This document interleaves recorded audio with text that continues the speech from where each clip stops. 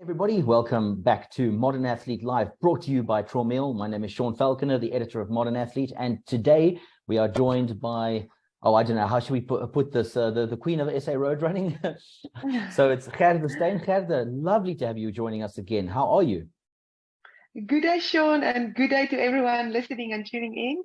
I'm very well, thank you. It's such a pleasure to be speaking to you today and to share some race advice and just some talks about the racing season coming up. Awesome. So for viewers, just a reminder, these are the Modern Athlete Live Learn to Run Well sessions we do. And we've been speaking to doctors and physiotherapists and coaches. And today we're talking to an elite level runner. If you've been living under a rock the last few years and you may have missed the news, but Gerda Steyn is the current SA Women's Marathon record holder. She's also won the Two Oceans and the Comrades and various other races, and just really done brilliantly since coming into road running. Without a doubt, SA's #1 long distance and ultra distance runner. So Gerda, first things first, I mean, you're back in South Africa and I know that you're training for some upcoming races. So tell us about your plans.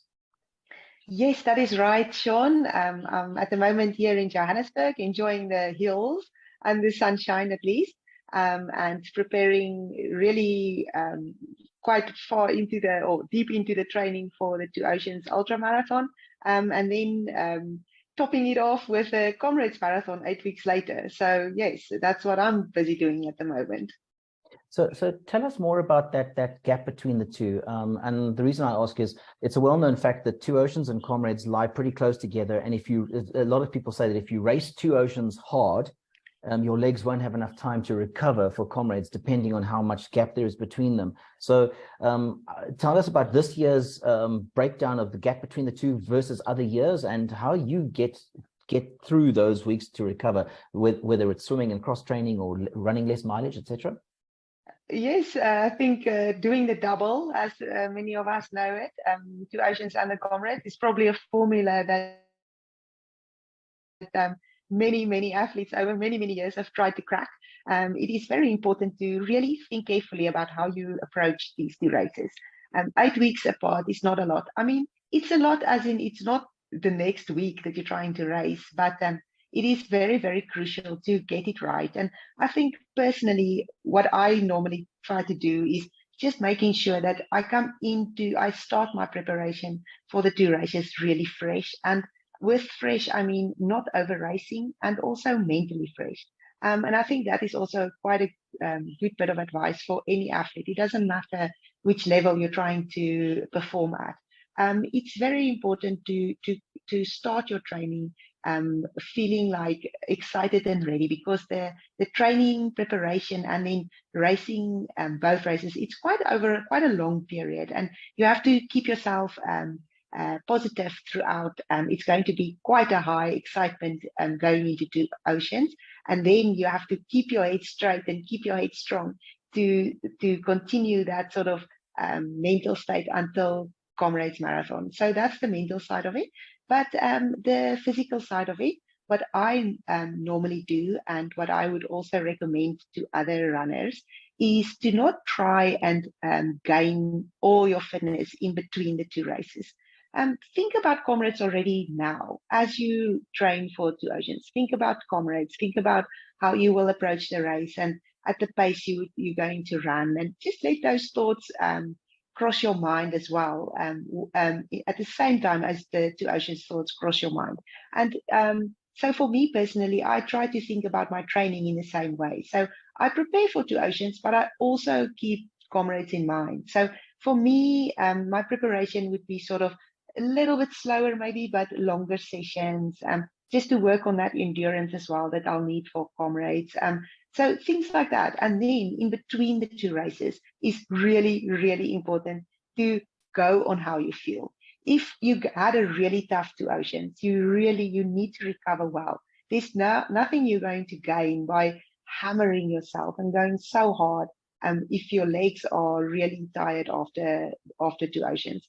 But it also comes down to a little bit of confidence, because you have to just believe that the work you've done before Two Oceans will carry you through all the way to Comrades, and therefore not trying to be a hero in between the two races, just maintaining your fitness, making sure your body is responding well and recovering well, and then going all out again for Comrades Marathon. So on a related note, when you are running the Two Oceans and you hit one of those long downhills, for example, coming down Chappies, and you are pounding the kilometers because you are either in the lead or chasing for the lead, does it ever enter your mind going, I need to run hard now because I'm going after the win or the record or whatever the case might be, but is this going to do long-term damage for Comrades in X amount of weeks' time? Does that even enter your brain, or you are so focused on Two Oceans at the time?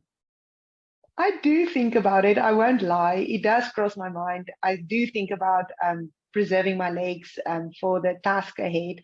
But at the same time, it's a race. I didn't line up for the race to take it easy or to do a training run. I was there to race. So when it really comes down to it, I have to be ready to race, even though it means that my legs might be a little bit more tired and fatigued afterwards. So it's a combination between the two. I try to preserve it. If, for example, the point in the route that you're referring to is quite early on into the race, it's after the halfway mark, but it's not sort of in the last few kilometers. In 2019, where I attempted the double, I was very fortunate because in the last few kilometers of the race, I was already in the lead and I had quite a comfortable lead. So for that, I was able to sort of just finish the race, keep it strong and steady, but finish the race quite comfortably. But if anything can change, anything can happen. Last year was a complete different scenario where I really had to race. I only took the lead with 2 kilometers to go. So that would have been a complete different scenario. And if I was to do Comrades 8 weeks after Two Oceans last year, I certainly wouldn't have done it any different. I would still have raced in the last few kilometers. So if that answers the question, hopefully it answers the question, but it's a combination. And if your goal is certainly not to win the race, then I would certainly recommend that you preserve the legs slightly, especially on the downhills when your legs are tired, just to make sure that long-term fatigue doesn't creep in and that you will still be able to run a comfortable Comrades Marathon. Again, for the benefit of viewers, especially some who might be slightly newer to running and might be running Two Oceans and Comrades for the first time this year, the experts will always tell you that you need to slow down and take it easier on the downhills as opposed to the uphills because of the damage that you do, especially to your quadriceps muscles, your thighs, upper legs. So that's what we're talking about with Gerda. Now, Gerda, I'm not going to let you off the hook quite that easily. 2019, you only just narrowly missed Frith van der Merwe's then course record. You did break it last year, but I'd like to know, were you holding back ever so slightly to save the legs for Comrades in 2019? And did that cost you the course record then? Because I've heard conflicting stories sometimes about the fact that you did know you were on course for the record, but that you weren't so sure other times. So tell me now, was it the case? All through the race in 2019 at the Two Oceans Marathon, I wasn't thinking about the record. I was only thinking about I really want to defend my title. I didn't think about the record, and I ran the best race I could. I ran strong. I took the lead, and I got to 8 kilometers to go, and I glared at my watch, and I realized that I should be quite close to the record. But I'm not sure, when you're running, the calculations and the maths goes out the window. But I had a fair idea that I was quite close to the record. But the difference was in the last 5 kilometers, I really increased my pace. And I got so close. And it was only with 3 kilometers to go that I realized, actually, I'm very, very close to the record. But in a way, it was, I don't know, it was a little bit too late. 3 kilometers to go is not a lot of time to make up what you could have gained in the rest of the 53 kilometers. So crossing the finish line, I wasn't disappointed at all. I didn't feel like, I should have gone for the record and I missed my goal. That was certainly not the feeling I had. And it almost gave me this real confidence to think that there was something left in the tank. If I went for the record, maybe I wouldn't have had the legs to continue my training for Comrades, but because I didn't, I will still be able to run Comrades really well. And it was the case. I got my redemption by breaking the Comrades record. So perhaps it will have it costed me the marathon record, but then also it gave me something to focus on in the future. And last year, getting that record eventually was such a highlight. So I wouldn't change it for anything in the world. Well, I mean, speaking of that, I was at the finish line waiting for you to come in at last year's Two Oceans as part of the commentary team, and I was watching on the television screen while we were keeping the spectators updated. The excitement was I'm gonna emphasize this, unbelievable as you caught Irvette. And I mean, the place was going nuts. The commentators were losing their voices. I'm gonna hazard a guess that your focus was on catching Irv, and I know you guys are good friends, but you on catching Irv and getting the winner. I think the record would have been a secondary consideration at that time. Am I correct? Oh, 100% yes. I mean, Irvette and I, we're good friends. We respect each other. We know, both of us know how much it takes to line up on a race like that and going all in. But yeah, with 6 kilometers to go at the Two Oceans last year, I thought there is no chance. I didn't feel good, as I said many times before. I was in quite a dark space, but I recovered. And yes, as I felt better and better running down the last big hill, I was only thinking about one thing, and that was winning.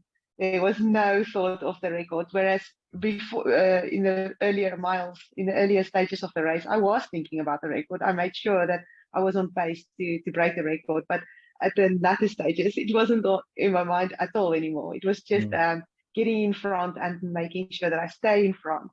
And then as I got onto the grass field at University of Cape Town, I saw the clock and I knew I was going to get that record. If I just finish, I just have to run across this field and I will get the record. And that feeling, it was just so unbelievable. It was really special. And there weren't even crowds on the UCT grounds, but the crowds en route made up for that in so many ways. They went crazy. It was something that I've never experienced. It's like a out of body experience to finish a race like that and have the crowd screaming for you and just wanting you to go and do the work and get that win and the record. So yeah, it's a memory that I will cherish forever. I just want to add to that, and again, for viewers' benefit, for people who weren't there, last year's Two Oceans was run with semi-COVID restrictions still in place. So the actual finish venue at UCT was basically closed off. There were no spectators except for people working at the race and support staff and sponsors and things. So there was quite a small crowd on the field itself. But what was incredible were two specific things that I wanted to share with Gerda. One was that everybody at that venue that was allowed to be there literally came out onto the field and lined the finish line. That includes the people who were working in the kitchen behind in the catering behind the VIP tent. They were literally lining the finish line along with all of the rest of us. And just above the field at UCT, as you go up onto upper campus and go into the academic buildings section, just above the rugby fields, there's a road running right next to the rugby fields. That was jam-packed with spectators who were not allowed to be on the field, but they wanted to be at the finish venue just to see it. And commentators, we were interacting with them saying, come on, rent a crowd, cheer. And they were logging for you. So, Gerda, it's an unforgettable memory, not just for you, but for the rest of us too. It's such a pleasure for me as well, Sean, to be able to share this and for so many people to be able to view it and to see it. It is not just for me. I do it for everyone. And I find such joy out of everyone else finding such joy in this. So, yeah, it's only a pleasure. And again, a memory that I will never forget in my life. Awesome. Now, speaking of the joy of winning races, I saw just recently you won yourself a nice 10-kilometer race. I think it was in Dubai, if I'm not mistaken. So I'm assuming that was now a fast speed workout for you as you build up not just your long distance endurance for the big ultras, but also your speed. Tell us about your philosophy when it comes to that kind of speed work. Sean, I strongly believe that it's important to mix up your training. for the ultras and marathon training, it's really jarring, and I think that you can't do anything better than mixing it up. Like, you can't just do one thing throughout the year, week in, week out, the same thing. You'll stagnate, and that's what I find, and that's why I try to mix it up. I try to challenge myself in different distances. Sometimes I challenge myself on a complete different race. I've done some short triathlons in the past. I've done some crazy uphill races that I'm not used to. Then normally in December and January, I like to focus on just trying to focus on speed work and trying to cut down a little bit on the distance, but really making sure that I get my legs to turn over faster, and just challenging myself and to see what I can do. I'm not a 10-kilometer athlete. I'm not.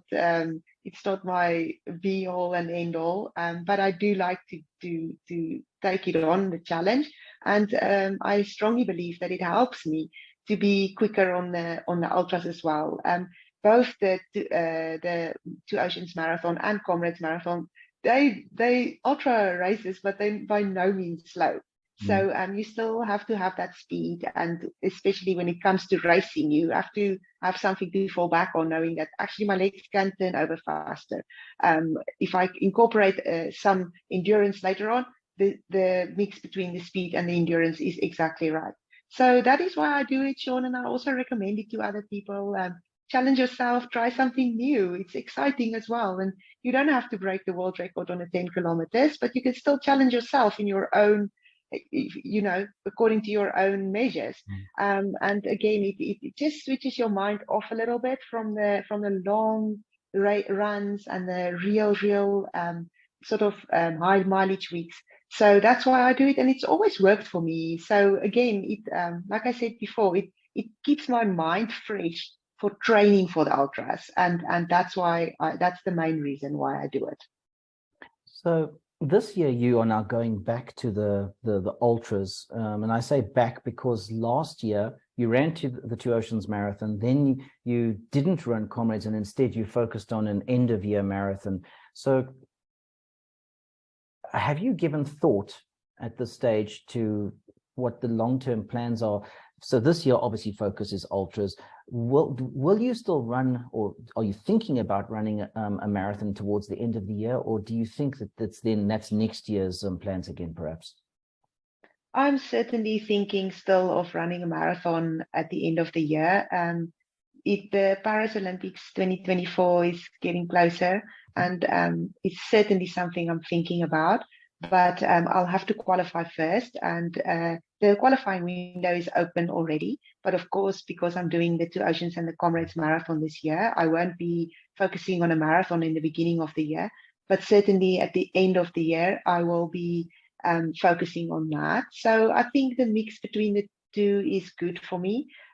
As you mentioned before, last year I decided to only run 2 races, which was the Two Oceans and then the New York Marathon at the end of the year. And I mean, it's really difficult to know sometimes what to do and what's the right thing to do. The years prior to last year there was not much option. So it was just a natural thing to run only marathons. And I managed to obtain my goal of breaking the South African record. So that sort of, and of course, they're going to the Olympics for the marathon as well. So that made me want to extend my marathon focus a little bit into into last year, which I did. But I will admit, missing Comrades, it was really tough. It was heartbreaking because I just felt like I should have been there, especially on the day. And therefore, this year, I just decided if I have the choice, I'm not going to miss it again. I do want to do a marathon, but if I can't fit 3 in a year, then, something sometimes have to give. Last year it was the Comrades, and this year I feel like I can do all 3. So hopefully it will work out in that way. And then if next year, if I do manage to qualify for the marathon, for the Olympic marathon, then I'll take it again for next year for what it is, and make my decisions as it come around. I think it's a I'm very fortunate. It's such a, I'm fortunate. There's no better word to say that, to have a taste of both these ultras and the marathon. There's not a lot of athletes that's done that. So I just feel fortunate, and I feel like I should take the most advantage of it while I still can, and while I'm still competitive on both. So for now, I'll be focusing on the ultras, but later on in the year, I'm back at Marathon Mind. Sure. Well, I mean, in this day and age, I mean, thanks to the international calendar and the fact that you can get invites into some of the top races around the world, you have options such as New York in November and Valencia in Spain is also at the end of the year, both very fast races. So that would, if you were to run either one of those as an example, you would have something in the region of 4 to 5 months to recover from Comrades before running a marathon. So I suppose from that perspective, going back to what we were discussing earlier about Two Oceans and Comrades in recovery, it actually gives you more than enough time to get yourself ready for another marathon, doesn't it? Absolutely, yes, Sean, and that's exactly what we discussed earlier. Yes, the two ultras is very close to each other in the beginning of the year, but it's not like 2 months later I'm running another big race. I'm taking some time off. I'm taking relaxing time. Then I'm starting my training slowly back again and progressively training and getting fit again for the marathon. So it is something that is very, very exciting, and I can't wait for it. So hopefully it works out as planned. On a related note, and my next question is, the experts always talk about the fact, and they give the advice to runners that you've built up to Comrades, you've got all that fitness and endurance and everything that you've built up. Now you've run this 90-kilometer race. Now what? And a lot of people say that a good idea then is obviously after the rest and recovery period to get yourself back online again after the 90 kilometers, but then take that fitness and take that endurance and add a bit of speed work and go chase after a marathon PB, because this is the best time to do it. Does the same thing apply to runners at your level, or do you not actually think I'm now going to go straight into now focusing on a marathon PB? It's rather longer rest and recovery and another focus race. How do you approach that? For me, I always try to look what other athletes do and try to take advice from perhaps retired athletes and see what they've done. But for my scenario, it's quite difficult because not many athletes, I don't know if anyone has ever tried to qualify for an Olympic marathon coming off the Comrades Marathon. Mm-hmm.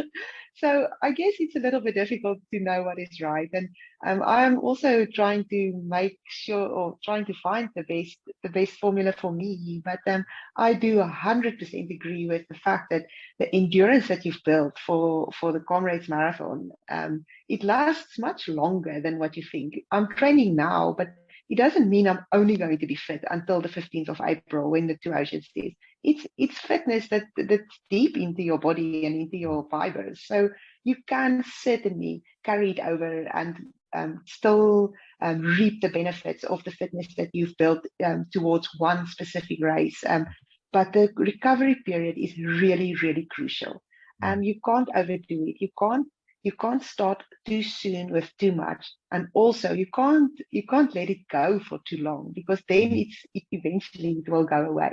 So it's really finding that balance, and it's really trusting your body and trusting yourself and knowing and being honest with how you feel, because a book will tell you one thing and the next book will tell you the complete opposite.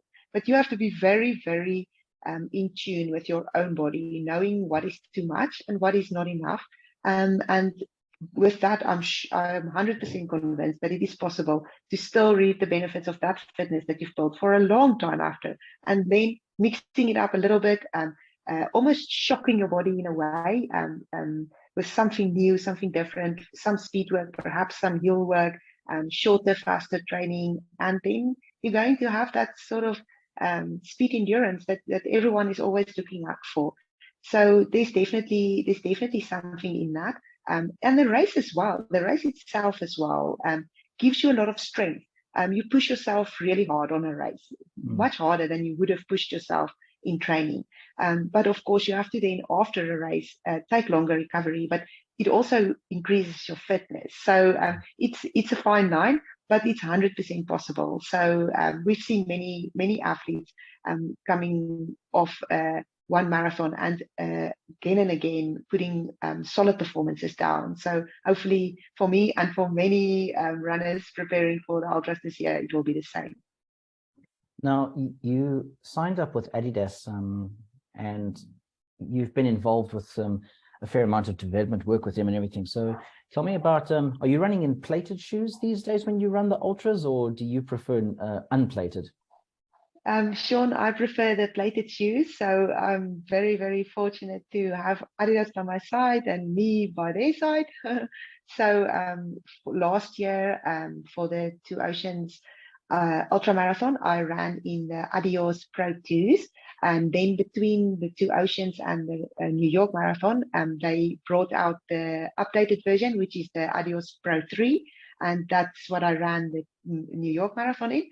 But currently, the Pro 3 is still the most recent shoe, and I think it is ideal for the ultras. So certainly, you'll see me running in the Adios Pro 3 at the Two Oceans as well. So then, my last question for you is just that's one snippet of essential advice that the SA Marathon women's record holder and Two Oceans and Comrades record holder would give to an average South African runner tackling, whether it's the big ultras or shorter distances. What is it? What's your one nugget that you think is the most important part of being a runner and training and racing and all that kind of stuff? I think the most important thing about running is you have to enjoy it. Even it doesn't matter what level you are. If you're not enjoying it, you're probably trying to run too fast, or you're trying to mix it in with your life that is just chaotic, or there's not enough time. But it is important to find a balance, and in order to find a balance is the only way that you will enjoy your running. It must come first. It doesn't matter how hard the training is on some days, but in the holistic view of your running and your racing, you have to enjoy it. And that is what I think is the most important part about running. The rest will come naturally. You'll make friendships, you'll form bonds, you'll have some good races, you'll have some bad races, you'll learn, you'll break your own records. But it must come from a place of pure joy. And that is the only way to go to prepare and to run. So then I have to ask you one other question. In most races I've ever watched you running, you always seem to be smiling. And I think Two Oceans last year, there was that one patch where things went a bit, as you say, a dark space, and you weren't smiling. Is that how we know when Gerda Steyn is not having a good run or she's going through a bad patch? There's no smile. I think there comes a time where I really can't even hide my agony behind a smile. But I do try to smile, and by smiling convince myself that I'm feeling good and that I can still go. And so that is definitely something that I deliberately think about when I'm running, is to talk myself positive, and talking myself positive starting with remember to smile. But I can talk out of experience that there comes a stage where it is really not possible. I think even my smiling muscles are tired at that stage. So, but I was still smiling when I crossed the finish line, so no regrets. Well, there you go, folks. The number one piece of advice from Gerda Steyn is fake it until you make it. Oh my goodness. I didn't say that. Your words, not mine. Gerda, as always, it's an absolute pleasure to catch up with you. I've been privileged to interview you and chat to you many times over the years, but for many of our viewers who perhaps have never had the opportunity to interact with you, I think they're just going to love being able to sort of have this one-on-one and enjoy your sense of humor and your advice. So thank you very much for joining us, and all the best for the training up in Joburg, and I'm sure we'll see you done in Cape Town again in a couple of weeks' time. 100% yes. Thank you so much again for talking and chatting today, and hopefully the runners will have learned something and taken some bits of advice going into the races this year. I really look forward to it. I look forward to catching up with you as well as all the runners. Let's do this. Cool. So viewers, thank you very much for joining us. As I said earlier, this is the Modern Athlete Live Learn How to Run Well series, and we'll be bringing you more of these chats. These are brought to you by Traumeel, your reliable running partner. And thank you very much for their support. If you ever have any kind of injury problems and you need recovery, Traumeel is one of the best brands on the market for that. So go check it out. Speak to your pharmacist, and you can get them there. Otherwise, thanks very much for joining us, and we'll be back very soon with another MA Live session.